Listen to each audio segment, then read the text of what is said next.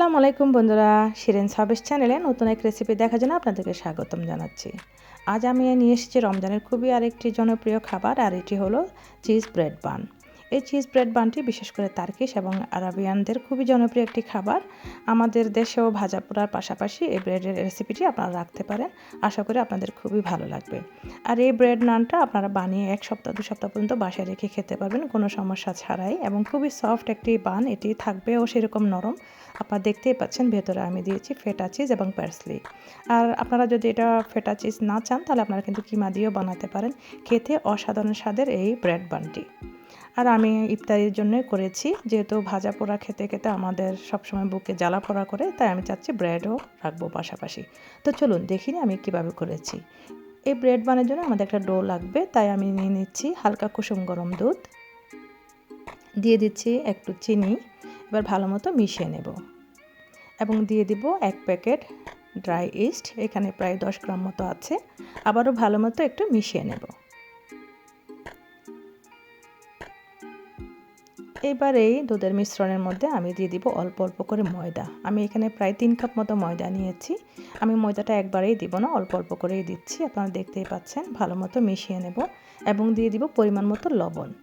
আবারও ভালো মতো মিশিয়ে নেব। এবার সবগুলো ময়দা আমি অল্প অল্প করে দিয়ে দিচ্ছি এবং মাখিয়ে নিচ্ছি।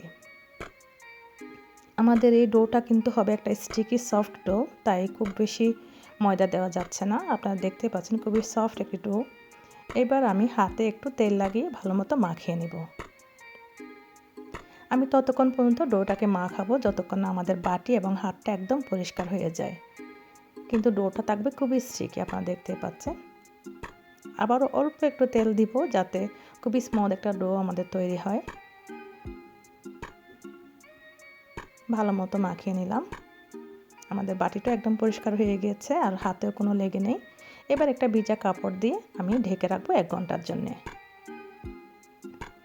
এই ফাঁকে আমি আমাদের স্টাফিংটা রেডি করে নিচ্ছি। আমি যেহেতু ফেটা চিজ দিব, আমি ফেটা চিজটাকে একটু ভেঙে নিচ্ছি কাঁটা চামচের সাহায্যে।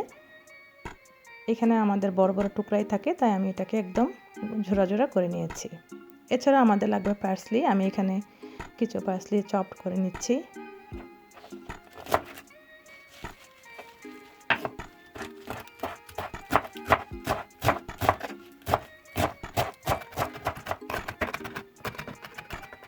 প্রায় 2 হাত ফল আমি দিয়ে দিলাম চিজের মধ্যে। এবার ভালো মতো একটু মাখিয়ে নেব দুটা জিনিস। আমি কিন্তু এখানে আর কোনো মশলা দিব না, এটাই যথেষ্ট আমাদের স্টাফিংয়ের জন্য। এবার আমাদের লাগবে 2টা ডিমের হলুদ অংশ, তাই আমি একটু আলাদা করে নিচ্ছি।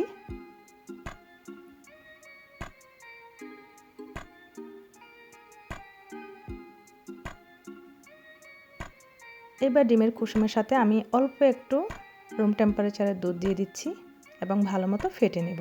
এটা আমি উপরে বানের উপরে ব্রেডের উপর ব্রাশ করার জন্য রেডি করে রাখলাম। 1 ঘন্টা পর দেখতেই পাচ্ছেন আমাদের ডোটা একদম ফুলে ডাবল হয়েছে, খুবই ফ্লাফি একটা ডো তৈরি হয়ে গিয়েছে।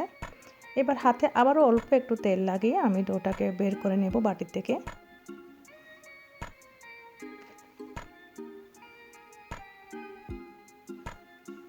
এবার হাত দিয়ে চেপে চেপে এরকম একটা লম্বাটে আকারে আমি বানিয়ে নিচ্ছি। এবার একটা ছুরির সাহায্যে আমি ছোট ছোট টুকরো করে কেটে নেব। সাইজটা কিন্তু ডিপেন্ড করবে আপনাদের উপরই, কে কত বড় চান। আমি একটু বড় সাইজের বান বানাবো, তাই আমি একটু বড় করে কেটেছি। এবার হাত দিয়ে একটা এরকম গোলা বানিয়ে নেব সবগুলো। এবার এখান থেকে একটা গোলা নিয়ে আমি হাত দিয়ে চেপে চেপে একটা রুটির মতো বানিয়ে নেব। ডোটা যেহেতু খুবই সফট, আপনাদের কোনো বেলনের প্রয়োজন নাই, হাত দিয়ে করলে হয়ে যাচ্ছে, আপনারা দেখতেই পাচ্ছেন। একদম পাতলা একটা রুটির মতো করে নিচ্ছি, আবার খুব বেশি পাতলাও না, অনেকটা নান ব্রেডের মতো।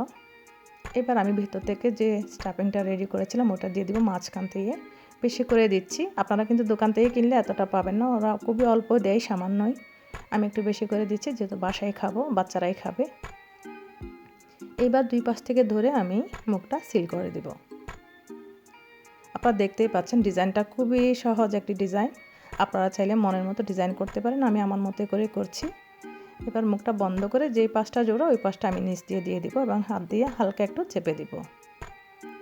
এবার যে ট্রেটা আমি ব্যাক করব ওই ট্রেটা একটা ব্যাক পেপার বিছিয়ে আমি ওখানেই বসিয়ে দিব। যাতে আমাদের বেকিংয়ের সময় আর কোনো সমস্যা না হয়। এইবারে পুরো প্রসেসটা আমি আবার রিপিট করছি। আবারও একটা রুটিকে আমি হাত দিয়ে চেপে চেপে বেলে নিলাম এবং মাঝখান দিয়ে আমি দিয়ে দিব ভিতরের স্টাফিংটা। একদম আগের মতো করে আমি মুখটা সিল করে দেব।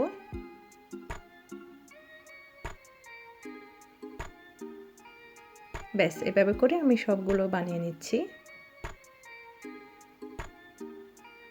আমাদের বানানো শেষ। এবার যেই ট্রেতে আমি বেক করব ওই ট্রেতে সব নিয়ে নিলাম। এবার আমি আবারও একটা ভেজা কাপড় দিয়ে রেস্টে রেখে দিব 20 মিনিট। এটা খুবই জরুরি। এদিকে আমি রেডি করে রেখেছি উপরে দেওয়ার জন্য, ডিজাইনের জন্য কিছু জিনিস।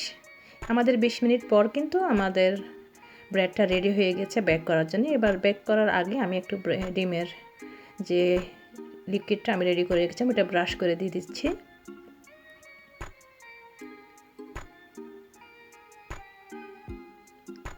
এবার দিয়ে দিব কালি জিরা। এটি খেতে যেমন সুস্বাদু এবং খুবই হেলদি একটি জিনিস, তাই আমি দিচ্ছি। দেখতেও খুবই চমৎকার লাগে। আপনারা দেখতে পাচ্ছেন, বেক করার পর দেখতে পাবেন কতটা চমৎকার হয়েছে। এছাড়াও আমি দিয়ে দিব কিছু সেসাম মানে সাদা তিল। আপনারা চাইলে এটা স্কিপ করতে পারেন, তবে দিলে খুবই সুন্দর এবং খেতে তো অসাধারণ অবশ্যই।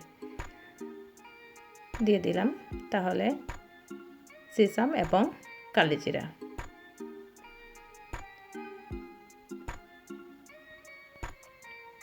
এবার আগে থেকে প্রিহিট করে রাখা ওভেনে আমি বেক করে নিব। আমাদের ওভেনটা আমি প্রিহিট করেছিলাম 180 ডিগ্রিতে।